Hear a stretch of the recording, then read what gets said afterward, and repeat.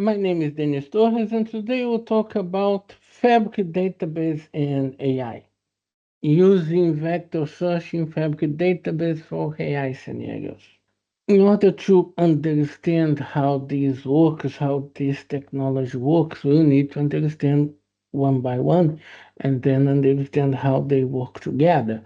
Understand Fabric database, AI architectures, and vector search in AI architectures so we can understand how all of them work together. This is me. My name is Denis Torres. I'm a former data platform MVP working for Onyx Data in UK. I'm a trainer with some Microsoft certifications, and I'm the leader of the Malta Data Platform User Group. Yes, I live in Malta. You can see on the right side of the window my contacts. It will be a pleasure to stay in touch in social media like LinkedIn, YouTube. I'm always publishing articles, videos, and so on. So it will be a pleasure to stay in touch after this session. Let's start talking about Fabric database. What exactly are the Fabric databases? So, Fabric databases are basically the Azure SQL. But the Azure SQL inside Microsoft Fabric and with feature parity. When I mean feature parity, when I say feature parity, I mean uh, every feature that Azure SQL has, Fabric Database has. Fabric Database is an Azure SQL, so the features they have are absolutely the same. When a feature is announced for one, the other has the feature as well. So when we create a Fabric database inside Microsoft Fabric, what we see this that you are seeing in my slide. You get a SQL database, the default semantic model as we always get, and a SQL Analytics endpoint.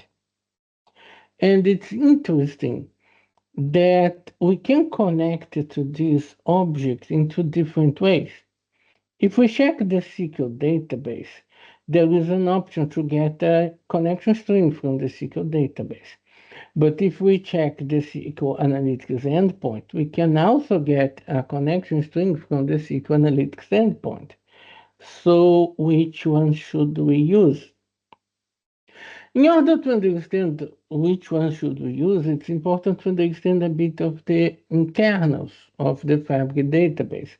This can also explain the difference between Fabric database and Azure SQL.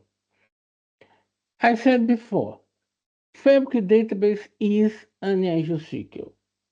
This is literally, I mean, when you go to Fabric and create a Fabric database, Fabric is going to Azure SQL and creating your database inside Azure SQL.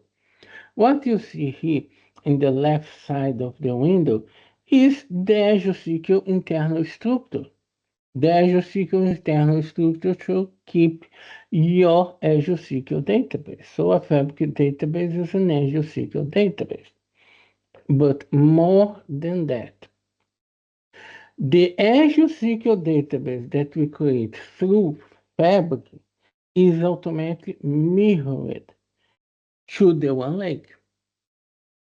So you may think, oh, this mirroring happens because all the data should be in Delta, all the data should be available in OneLake. Yes, but it's way more than that, way more than the basic idea of the OneLake. So we have the database in Azure SQL, and this is mirrored to the OneLake. By the way, if you are following the news, some months before the Fabric database was announced, we had the mirrored feature. We could mirror an Azure SQL database to Fabric. And the Fabric database is a combination of both. It creates the database for us and makes the mirroring for us. Okay, what advantage do we get from this?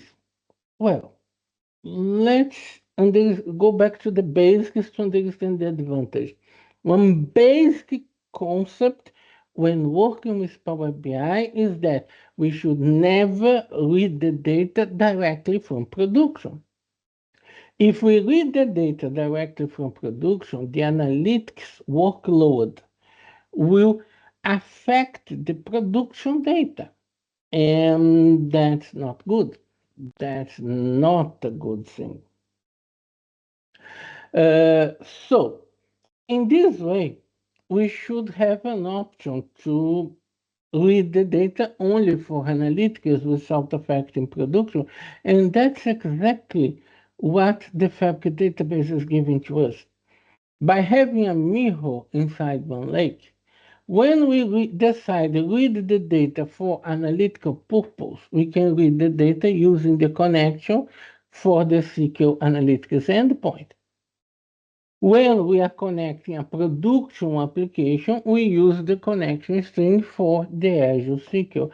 So we have two connection points, and the idea of these two connection points is that in one, we will connect our production applications, and in the other, we will connect our analytics application. In this way, the Fabric database, in an extremely easy way to use, is applying a best practice for us. The best practice to prevent us from accessing directly the production database and affecting the production workload with analytical workload.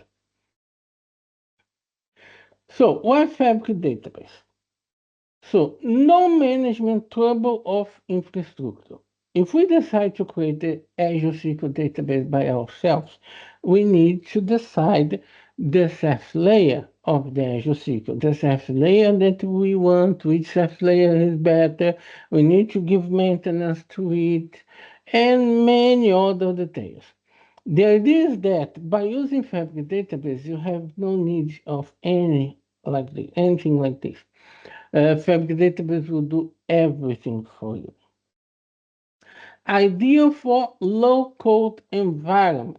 Microsoft is even announcing this, considering the Fabric database ideal for low-code environment. For example, when you create your application using Power, Power Apps, Power Automate, and other tools which avoid you to have to build code, to have to code an application.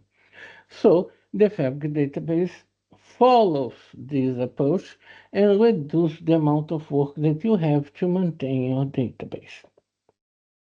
And there is a pre-built isolation between production and analytics, which I just explained on the previous slide, motivating us to keep the best practice. So these are advantages of the Fabric database. So the isolation I was talking about, this is what I was talking about before. We can connect to the SQL database for production applications, and we can connect to the SQL Analytics endpoint for analytics purpose.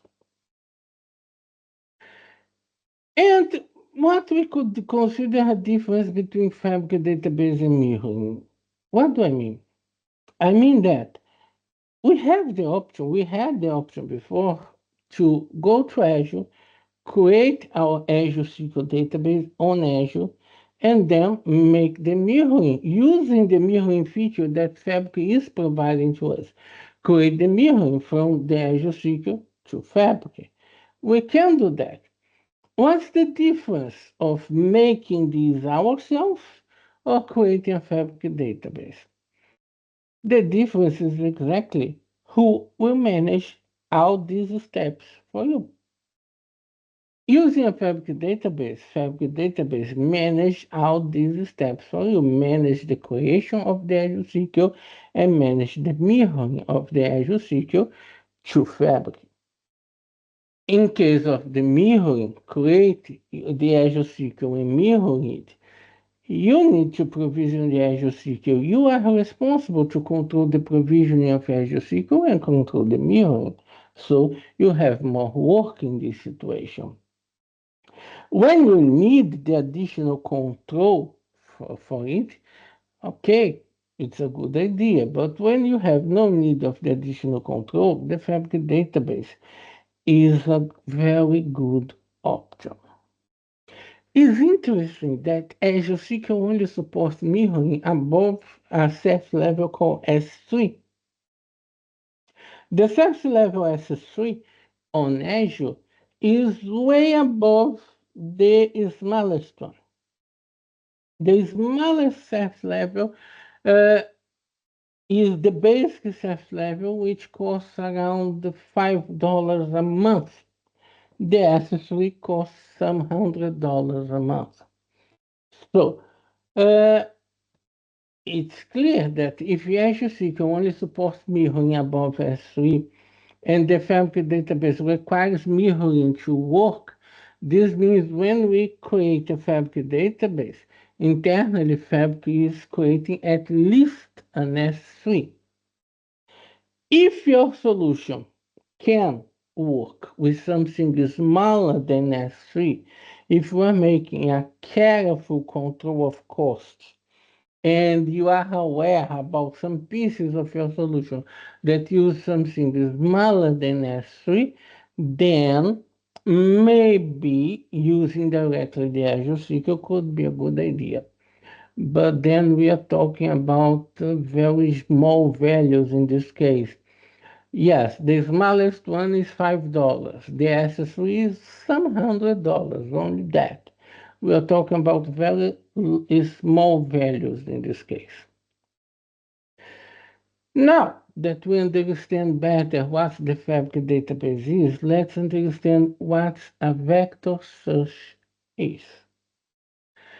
Vector search is a mathematical capability which is used in AI architectures. A mathematical search capability used in AI architecture. In this way, to better understand what a vector search is and how this feature in a Fabric database can change our work, we need to understand how the vector search fits in these AI architectures. We need to understand how these things fit together. So, one of the most common AI architectures is the RAG architecture, Retrieval Augmented Architecture. The AI architecture is the architecture that we use to provision a model, GPT-3, GPT-4, GPT-4o, provision a model, and provide to this model documents from my own company, documents that belongs to me, and make this model answer questions about the content of these documents. This is what the RAG architecture does. The RAG architecture allows us to give our private documents to a model and get the answers from this model. I'm using simple words here, mentioning a chatbot, yes. Okay, then let's understand in details how the vector search fits in this scenario of a RAG architecture. In this way, we will understand better what we can do using the vector search feature. Okay. When we implement RAG architecture, we provision inside Azure the Azure OpenAI service. So we provision the Azure OpenAI service. Then I use inside the OpenAI service, you provision a model, of course. And the user will make a question to this OpenAI service. So the user make a question to Azure OpenAI. So user question. The user question falls in this coordination. There is no explicit name for this, and this is not very well documented, but this is there. It's clear that this is there. A lot of people think, oh, the user who make a question, the question will go to the model for the model to answer. No, that's not what happens in Azure OpenAI Service. The user questions go to a coordination.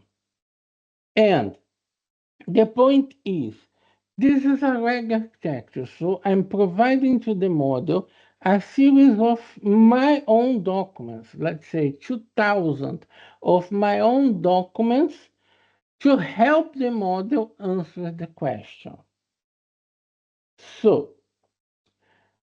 Azure OpenAI will create embeddings and vectors for the question. Why? So the question needs to be transformed in a vector. The word embedding and vector on the context of AI becomes a synonym. Vector has other meanings in the mathematical context, but in context of AI, a vector is an embedding, is the same. So the question will be transformed in an embedding. Why? Why the question will be transformed in an embedding? Because before be able to receive user questions, what we did was to get my 2,000 documents and create embeddings, create vectors to all my documents. So all my documents have their own vectors, their own embeddings. And we need to store these vectors somewhere. The most common place to store these vectors is the AI search in Azure, Azure AI search. In the past, it was called cognitive services. Now it becomes Azure AI search. So the Azure OpenAI will use the embeddings of the question to search the related documents. So my documents and the embeddings of my documents are stored in the AI search. And the AI search provides the capability to search vectors. So the coordination, after generating the vector for the question, will make a search using the AI search and check which ones are the documents that get closest to the meaning of the user question. Which one of the documents that are most probable to contain the answer for the user question. So, in this case, this information is retrieved. A set of documents is retrieved, let's say 5 documents, maybe 10 documents, and I'm simplifying. Who knows deeply more about this architecture knows that I'm simplifying.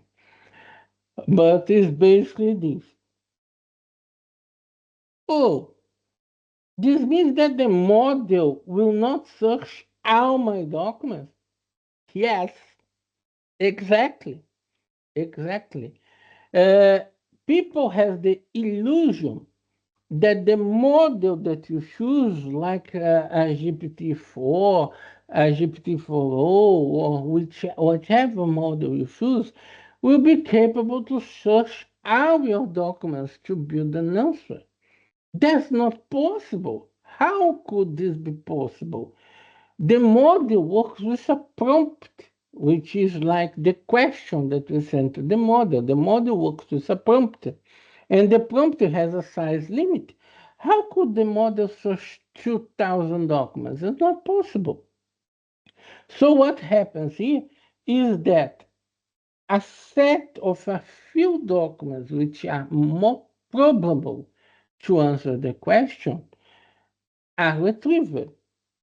And the information of these documents will be part of the prompt.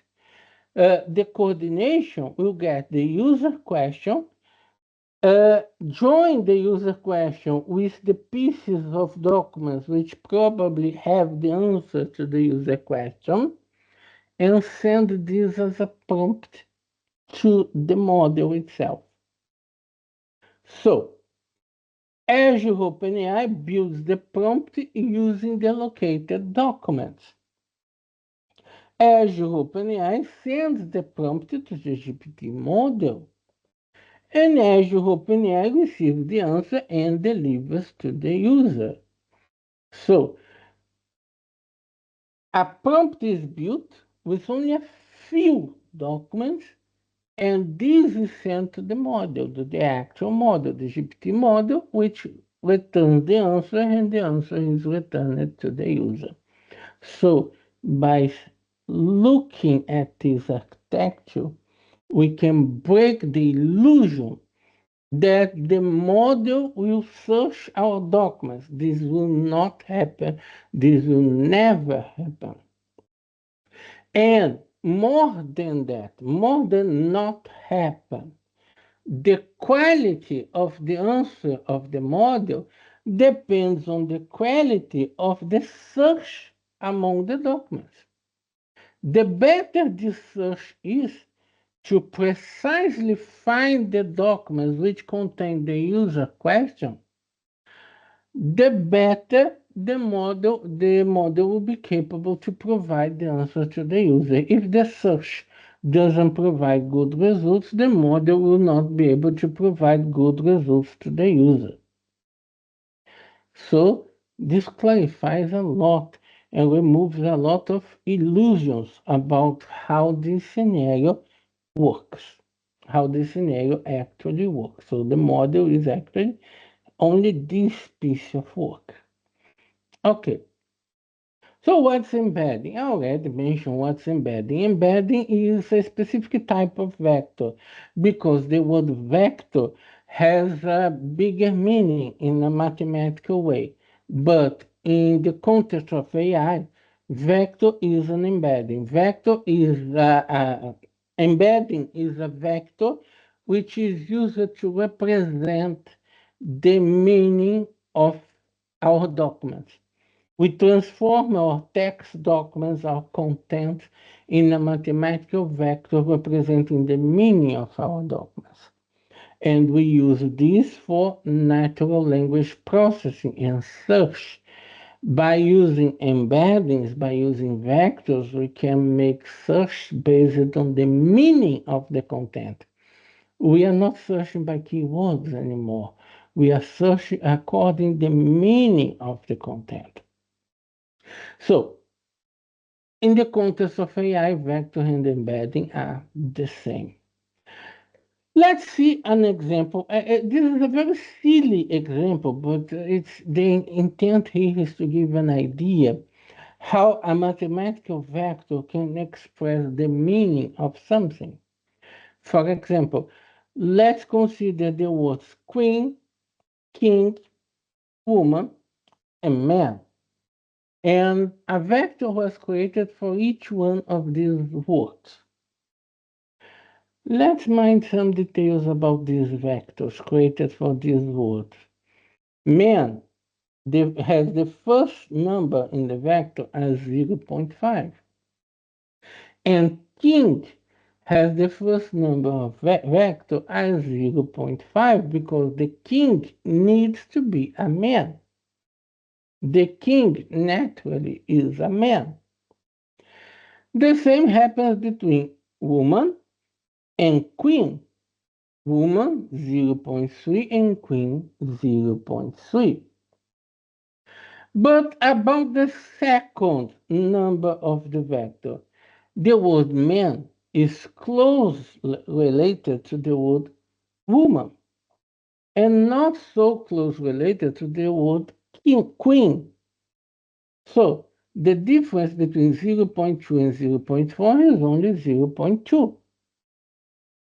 Here the difference is way bigger, it's 0.7. The same happened between man and king. The same happened between woman and queen. So queen is close, has a close relation to king. Woman has a close relation to man. At the same time, man has a relation to king, and woman has a relation to queen.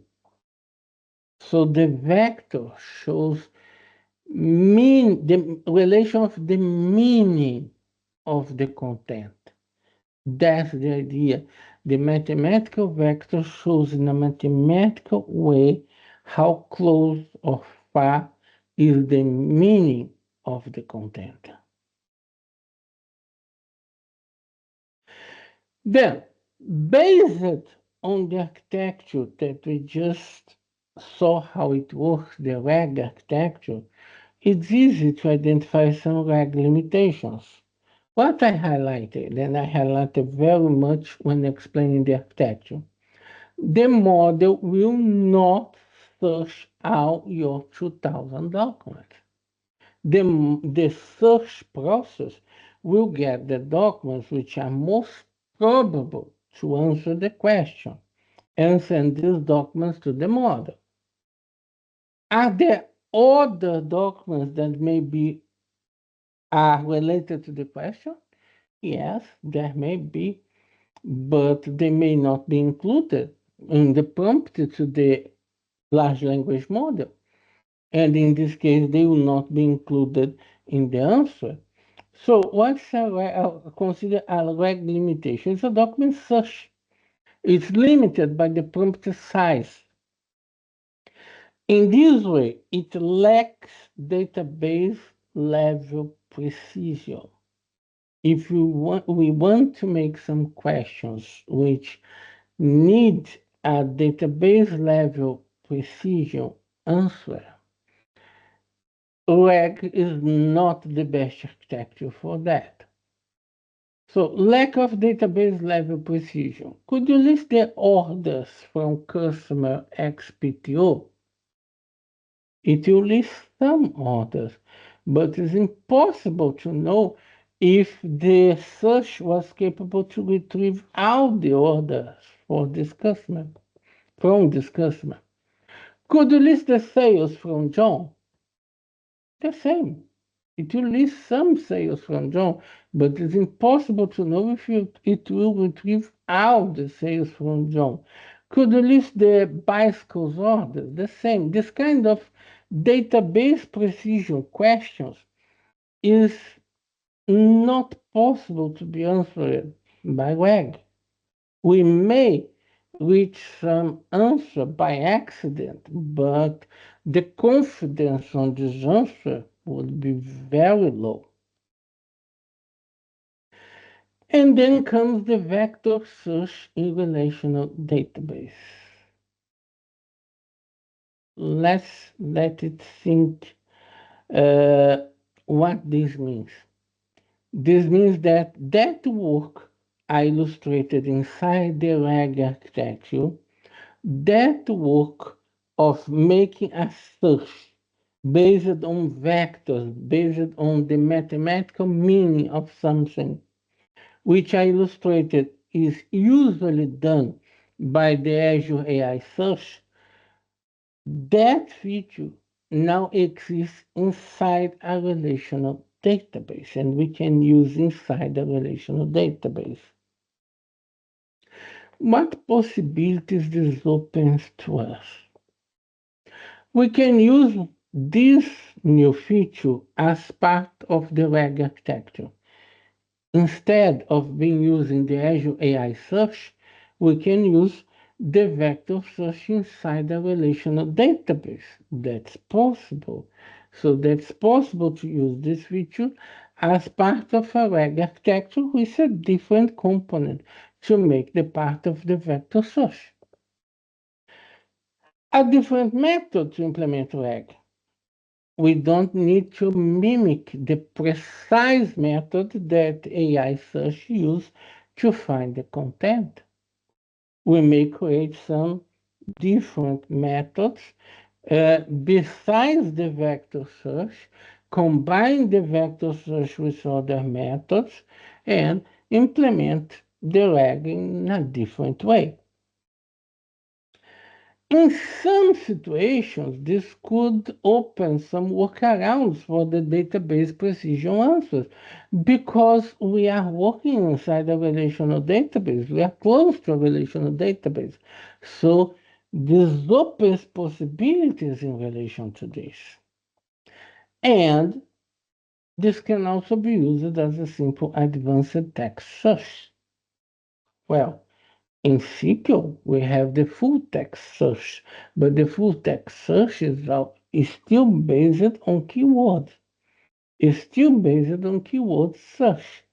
Now we have a search based on meaning, and this makes the text search in relational database way more powerful, searching by the meaning of the content.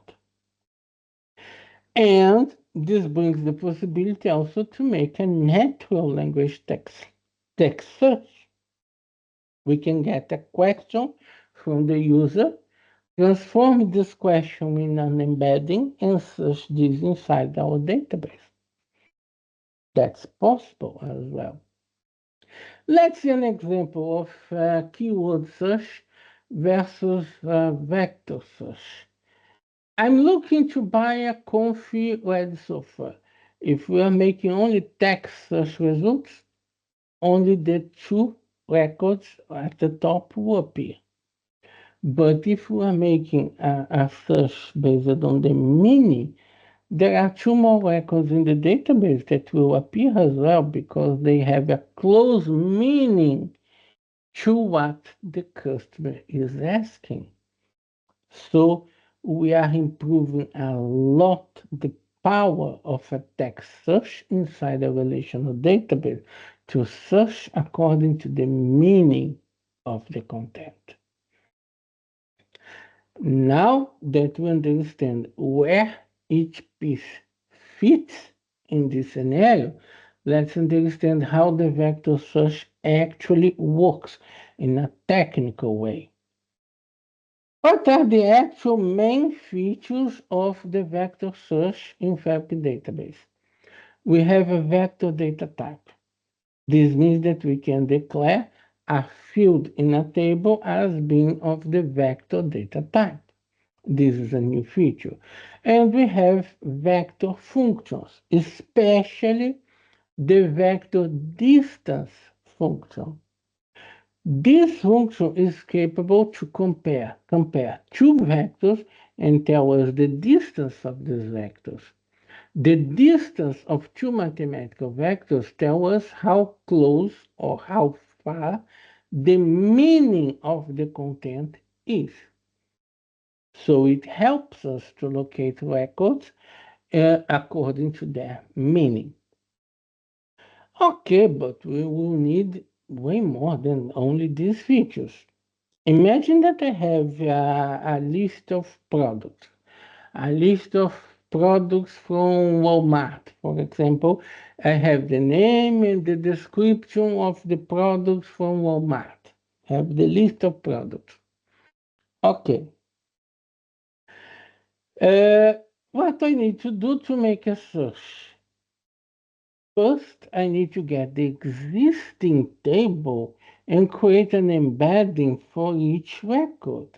I can get the information about the product name, product description, all the text information that I have about the product, and generate an embedding for this information. So I need to add a vector field in the table and generate the embedding.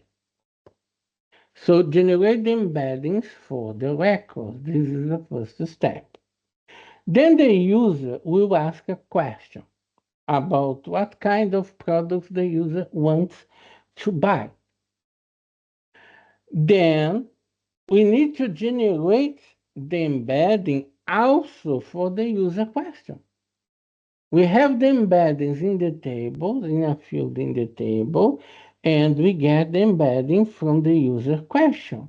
And there is the moment when we calculate the vector distance. We will locate the records inside the table which are closest to the user question.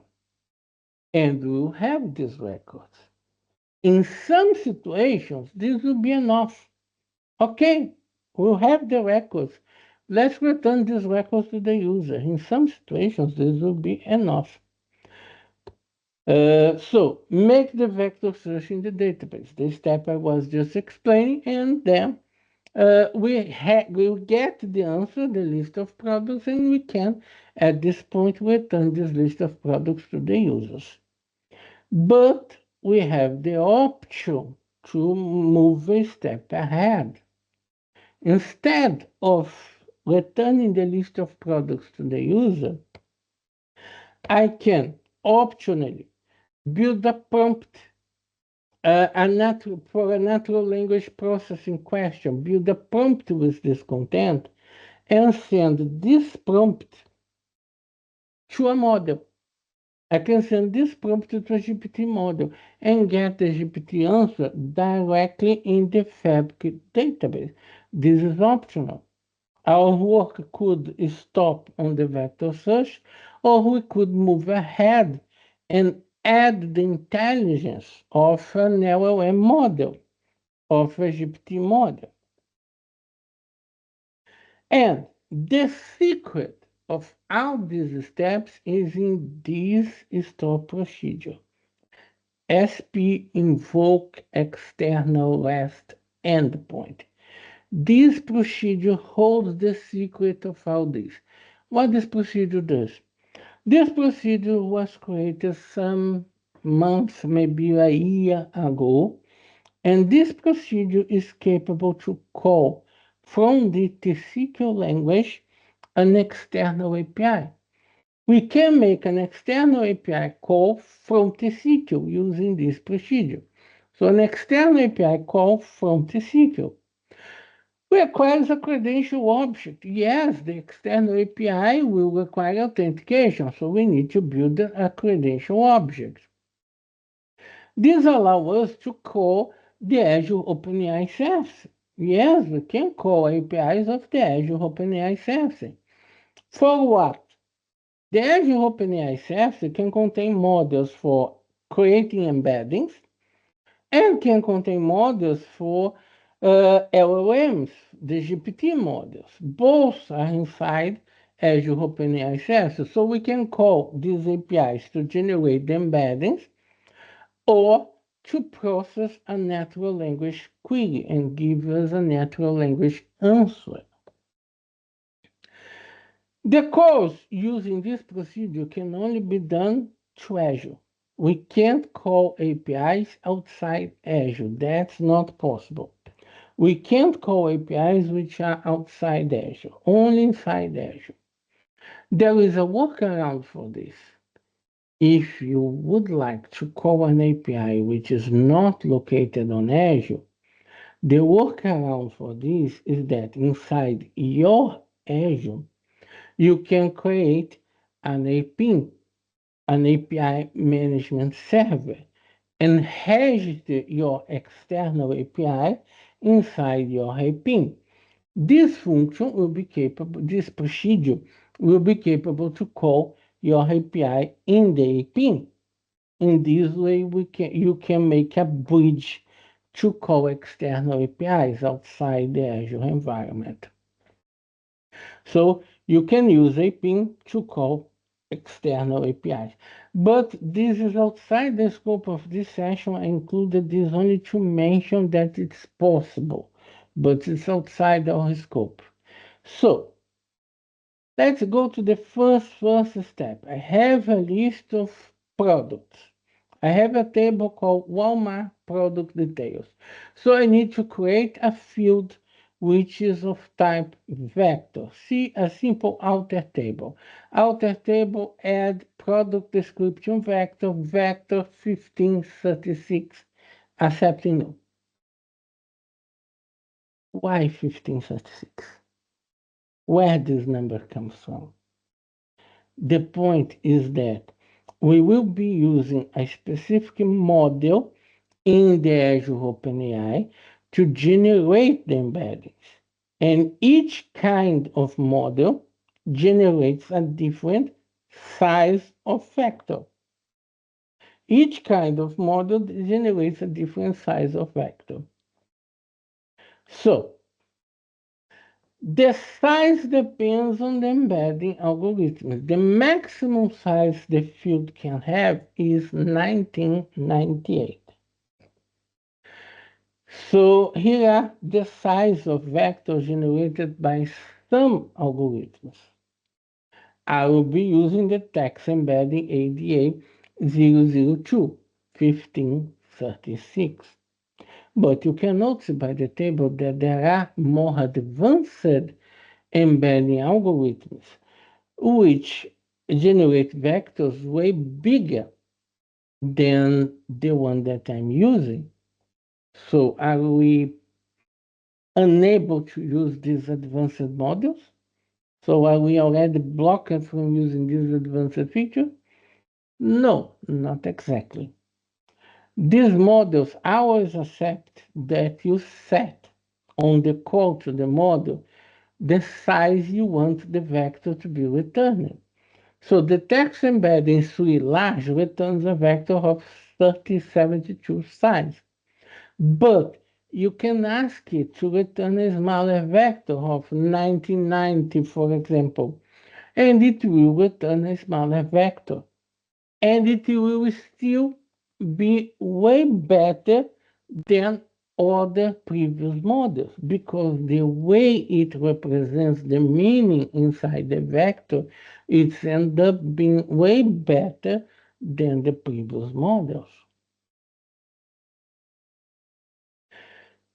Then comes the credential. In order to make all the API calls, we need to create the credential. Create database scoped credential. I'm creating credential with the name of my URL to OpenAI. This is not a requirement. I could give any name for this credential, but this is a good way to identify the credential.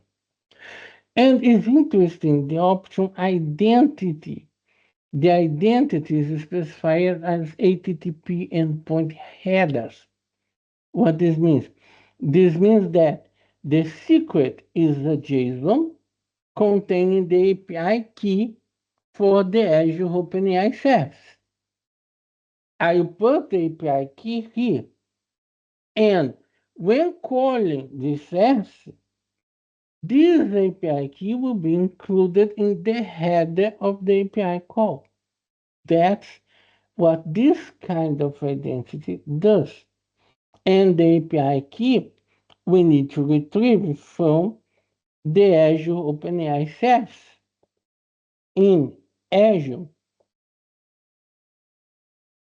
so we need to retrieve the API key from the Azure OpenAI service in Azure. So here, I'm in Azure. I have my Azure OpenAI services.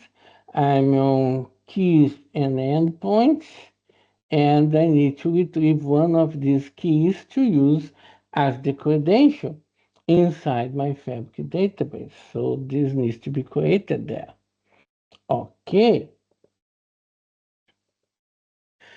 Then the next step. I will need to create embeddings so often that the best way to handle this is to create a store procedure which I can call every time I need to create an embedding. So I store procedure called get embedding. I pass the deployed model name, the text content which I would like to generate the embedding for, and get as output the vector. The vector is the output.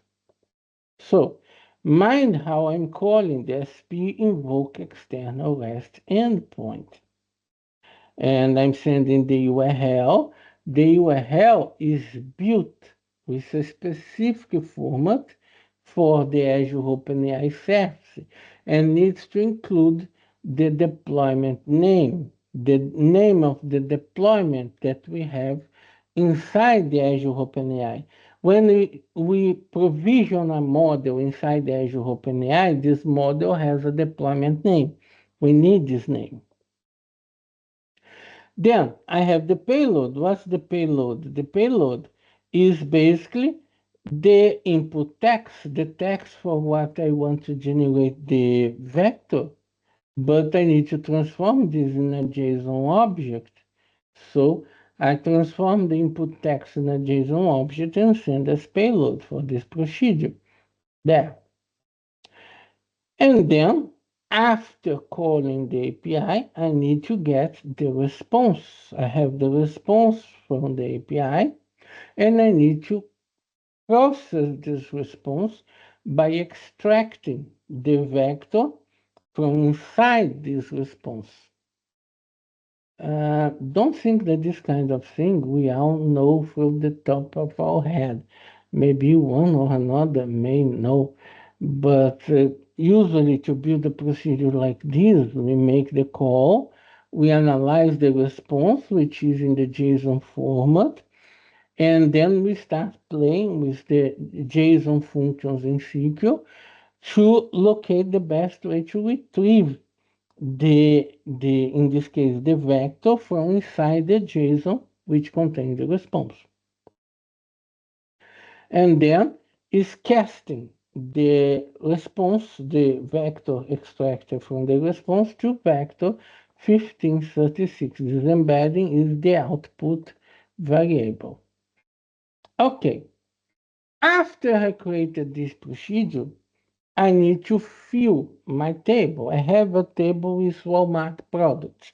I need to fill that table with embeddings. I need to create embeddings for all my products. So I need to make a loop among my records. Luckily, the key of that table is sequential, so I can just put the key and add and keep adding one to the key.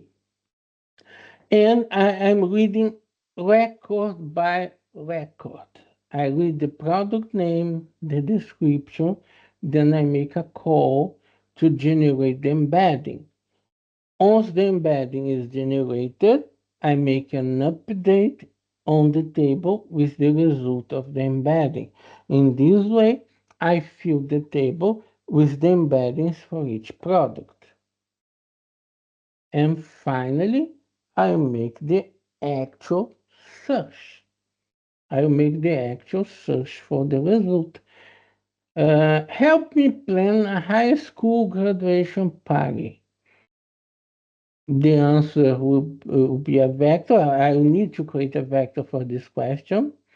Then I use the get embedding to generate a vector for the question. I'm generating a vector for the question. And then it's a select. After I generated the vector for the question, the rest is a select. But on this select, I'm using the vector distance function to calculate the distance between the vector which is stored in the table and the vector generated by the question the user made. So I calculate the distance between both. And how do I know that I'm returning the closest information? Because I'm making an order by distance. Is ascending order. So the records with the lowest distance to the user question are the ones which will be returned. And I make and select the top 10 to limit the result. I want the top 10 which have the closest meaning to the user question. I can decide how many I will return, 10, 20, 5, I decide. So we have the flexibility to build this part ourselves. So there it is, the call to the embedding and the vector distance. Let's see this working. I'm connecting to my Fabric database using SSMS. This is my Fabric database. I'm connecting to it using SSMS. And I have here all the scripts that you saw on the PowerPoint. So I have here the script to add a vector column. Let's just wait the connection to complete. Okay, so the script to add a vector column. Then I have the script to create a credential. Here it is, the script to create a credential. Then I have the store procedure to get embedding, to generate the embedding, making a call to the Azure OpenAI. I have a piece of code to fill the embeddings on the table. All this is already executed. I already did this before this demonstration. What I will execute here for you to see is the actual search. I'm actually searching for any product that can help to plan a high school graduation party. So let's execute this search. The code is exactly what I illustrated in the PowerPoint. And let's see how the results come back. Mind the products for a moment. Check how the products are related to party products. Party products from high school. So we have here many products which have a close meaning to what was requested. We can vary the question. Let's ask another question. I would like to host a barbecue at home. So let's see which products from Walmart will help me to host a barbecue at my home. Charcoal grill, barbecue brisket, marinade sauce. So digital electrical probably is a digital electrical grill, and so on. So it brought products that will help me to plan a barbecue. So it's way more than keyword search. I'm making a search for the meaning of what I'm asking. I could stop here. I could stop at this point. I'm seeing a question. I will answer in a moment.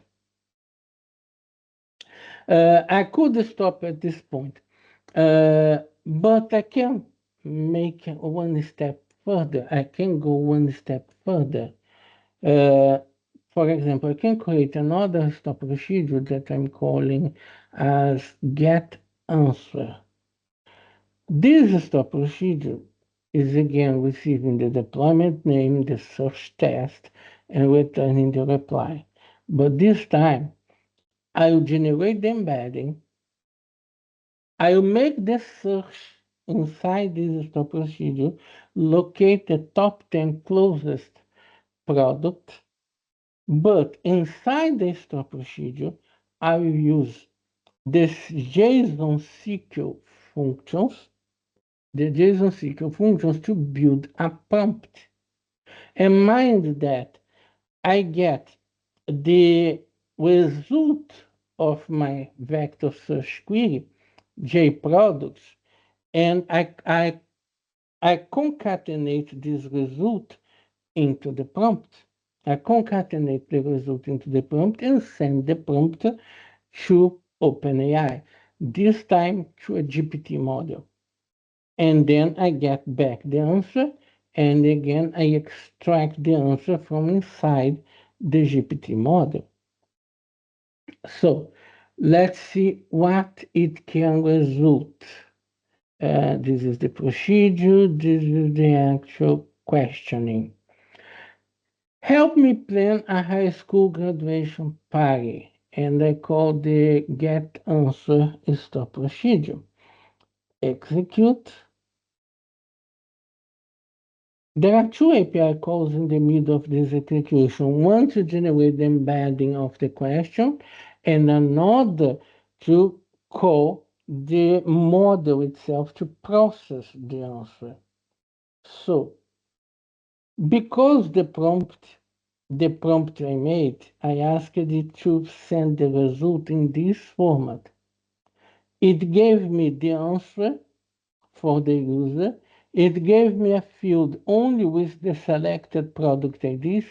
See, I made a top 10 in my select.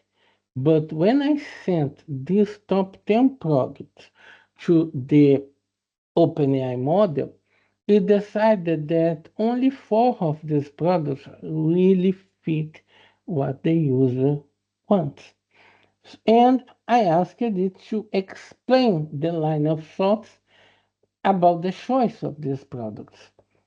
So let's analyze the answer. We can here analyze the answer. So this is the answer that goes to the user. A natural language answer explaining the products that the user can buy, explaining the products that will help user in his purpose.